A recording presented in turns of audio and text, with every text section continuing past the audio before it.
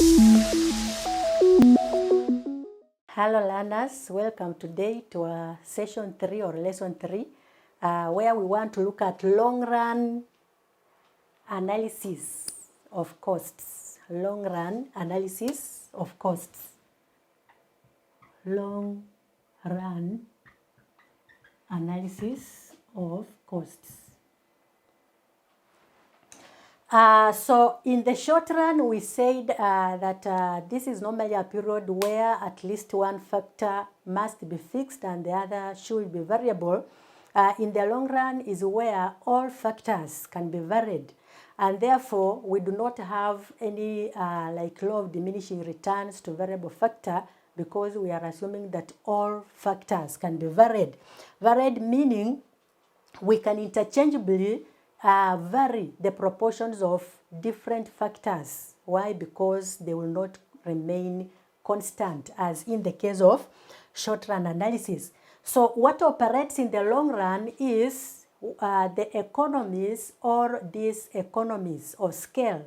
So when the firm factors can be varied, the firm can either experience economies of scale or diseconomies of scale. So in this lesson, we want to look at economies of scale in relation to internal economies of scale. So what are economies of scale? Economies of scale are simply those advantages that a firm enjoys after it has expanded. We normally have what we refer to as an optimal size of a firm. And an optimal size of a firm is simply that efficient size that a firm can have so that it's able to produce at the minimum or the lowest production cost per unit, so that it has no option of either increasing or decreasing its level of output. So in that case, we say that the firm is operating at its optimal size. And that's when economies of scale will come in. So in economies of scale, we want to begin with internal economies of scale. So what are internal economies of scale? These are those benefits, or I refer to them as advantages, that a firm can experience that are coming from within. They have nothing to do with the outside. What are the happenings that are happening in the organization, like when the firm has expanded, that can be a benefit to the firm? That's what we refer to as internal economies of scale. So they are as follows. We have what we refer to as technical economies of scale. So technical economies of scale, like when a firm increases in its size, it is normally able to use sophisticated or modern technology. And when it is using modern technology, it will be able to increase its level of output than that firm that has not expanded. And under technical economies of scale, we have such benefits like what we refer to as indivisibilities. So what are indivisibilities? Indivisibility is simply where a firm is able to take advantage of a process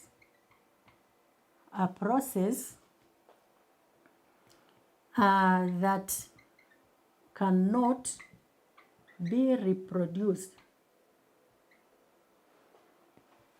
on small scale.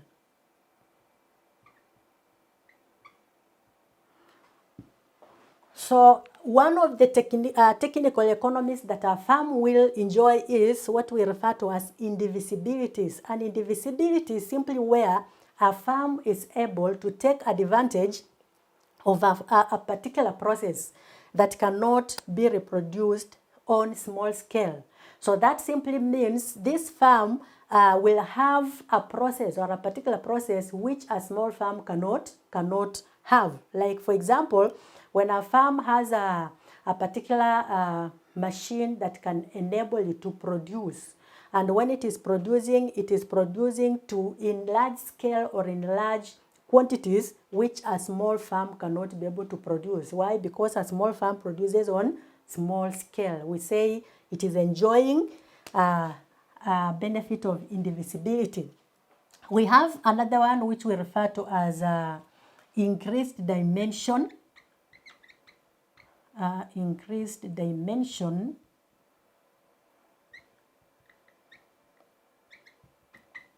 increased dimension is where a farm can increase its equipment, can increase the capacity of its equipment so that it is able to produce a larger output without increasing costs. That is increasing without increasing production costs.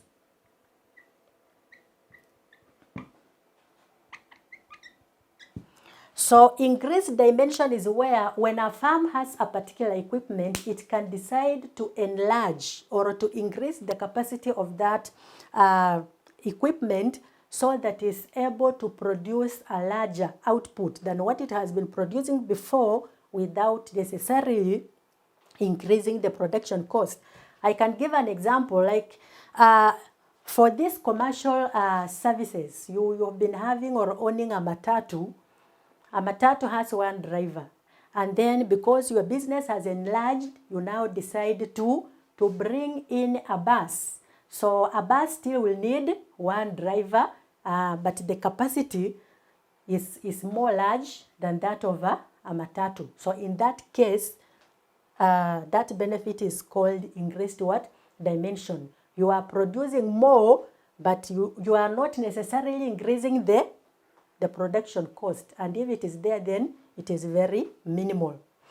And then number 3, Roman 3, still part of technical economies of scale, we have another benefit of linked processes. So linked processes is simply where a farm can link up its processes that can enable it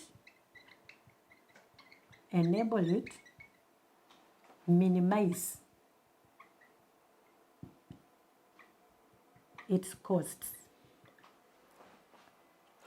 So linked processes is where, like, we have farms that buy raw materials, and once they buy those raw materials, they use the raw materials in the production of goods and services.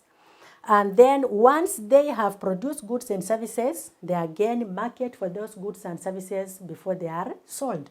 So linked processes is simply where a farm can decide to supply for itself raw materials as well as produce the goods. It can even go up and do the marketing by itself so that it is reducing costs such as fuel cost. You don't need to get raw materials from another supplier, bring them before you produce. You simply have a portion where you are supplying raw materials. So instead of buying them from outside, you simply use what you already have, and then you will be able to do what? To produce using minimal costs. Why minimal costs? Because we will cut costs to do with transportation, etc. Those are called linked processes. And then we also have another one still on technical economies called specialization.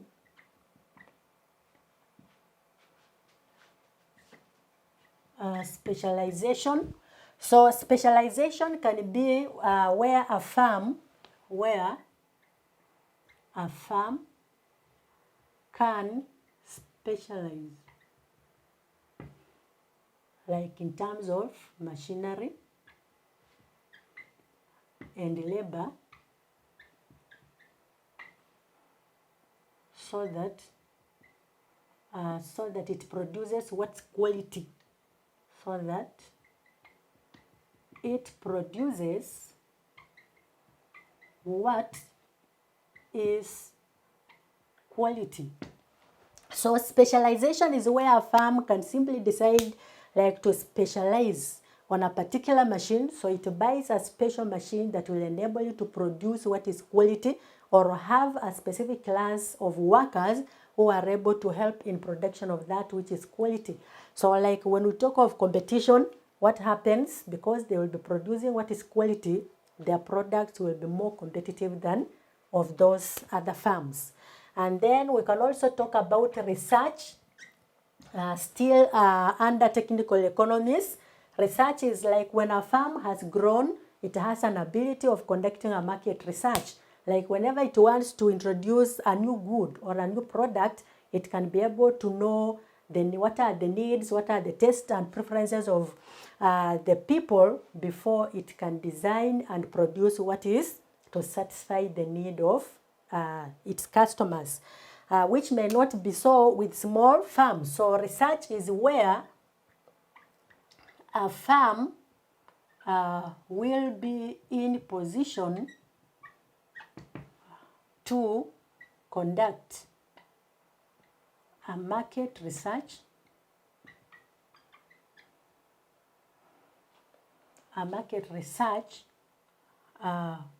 which can enable it to produce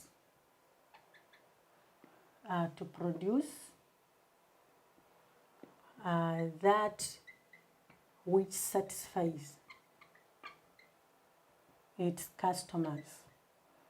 And when that happens, that means profitability of the farm will increase. When customers are satisfied with what you produce, they will buy more, and when the more they buy, the more you'll do what? The more you will make profit. That was number one. Then number two, we have what we refer to as financial economies. So financial economies is where when the farm grows or enlarges, it normally has more in terms of assets. And for example, whenever it wants to raise like a loan or funds from a financial institution, it is in proper position to provide security or what we refer to as collateral. And because of that, they will always raise funds at a lower rate, like in terms of interest, than those that are small farms. So financial economies is where a farm is able to raise funds from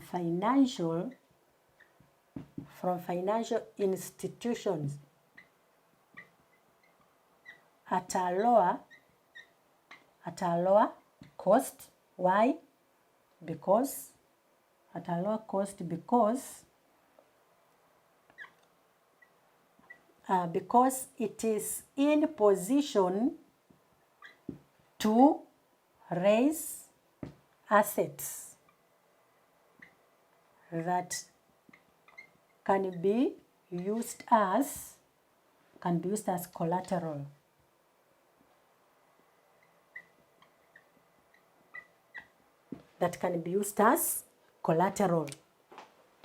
Then number three, we have marketing economies.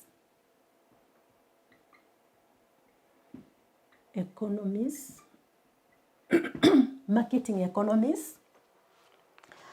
So marketing economies is where when a farm expands, it will be able to like take advantage in buying in bulk. When a farm buys in bulk, it will enjoy quantity discounts. And when it enjoys quantity discounts, it means that it will be buying at a lower cost than what others will be buying at. And therefore, it will be always saving in terms of purchase.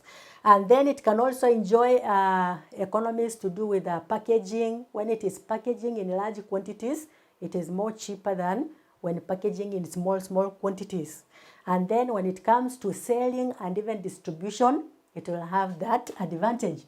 So marketing economies, these are normally in the form of like buying in bulk. Buying in bulk. This enables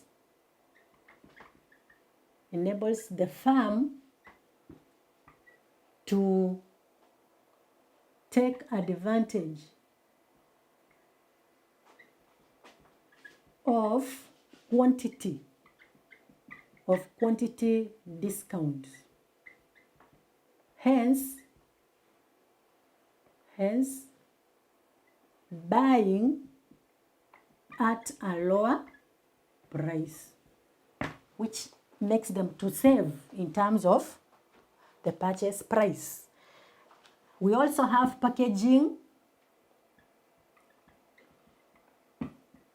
Packaging is where I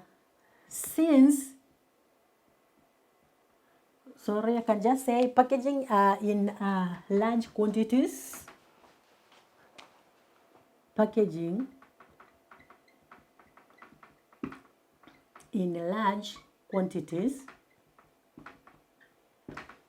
enables a farm to save rather than packing in small. Why? Because when we pack in large quantities, the cost is normally spread on those units that are packaged in that one package. But when you are packaging in small quantities, then that simply means that you will incur a higher cost than a farm that is packaging in large quantities.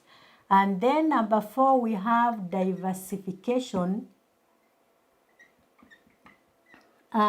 Diversification is where when a farm enlarges, it has an ability of even producing more products. Like it can introduce new products. Why? Because it has an ability to do that. So like, for example, where there is competition or when it is facing competition with other farms, it can decide to introduce new products which can enable it to fight that competition, and that enables it to continue remaining on the market. So diversification is simply where a farm is in position to introduce new products. A farm is in position to introduce new products that can lead to increased profits, as well as acting as a risk management strategy. And then number 5, we have risk-bearing economies. So what are risk-bearing economies? Like when a farm expands, it can be able to predict risks better than small farms. Why? Because like when it is conducting a market research, it will be able to know what are the advantages, what are the disadvantages of its product, who are the competitors, and because of that, it can simply be able to use SWOT analysis so that it is able to do what? To minimize its risks than a small farm. So risk-bearing economies, we say that a large farm is able to predict